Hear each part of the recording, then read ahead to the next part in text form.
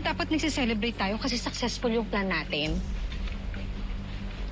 Huwag mo sabihing affected ka pa rin sa pagtawag sa'yo ni Vanessa ang baliw. Huwag mong sasabihin yan, Kiara.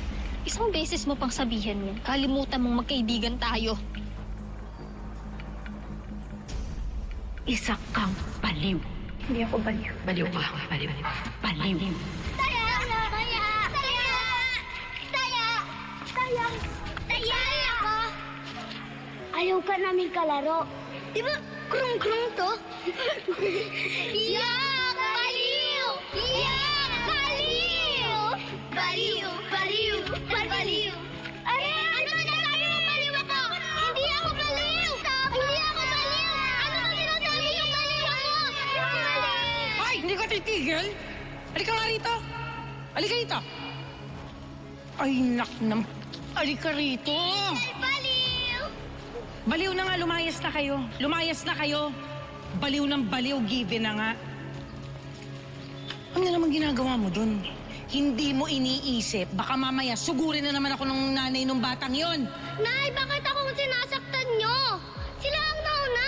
Eh, ano ngayon? Huwag nila akong baliw. Eh, totoo namang baliw ka kasi. Na-obvious ka lang. Kaya naisip ko eh. Alam mo dapat sa'yo, dalin dun sa center, dun ka nababagay kasi luka-luka ka. Baliw ka. Ayoko, Nay. Wala akong sakit. Hindi ako baliw. Sinasabi ko sa'yo, baliw ka. Okay, naintindihan mo, baliw ka. Kaya dadali na kita sa center, dun ka bagay. Dun ka bagay. Ayoko, Nay.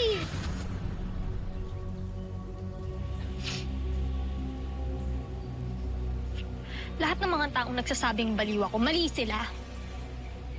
Walang problema sa akin. Alam ko yung ginagawa ko.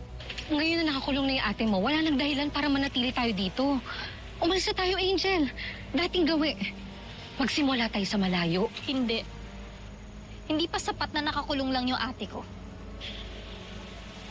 Kulang pang kabayaran yan sa pagtalikod niya sa akin.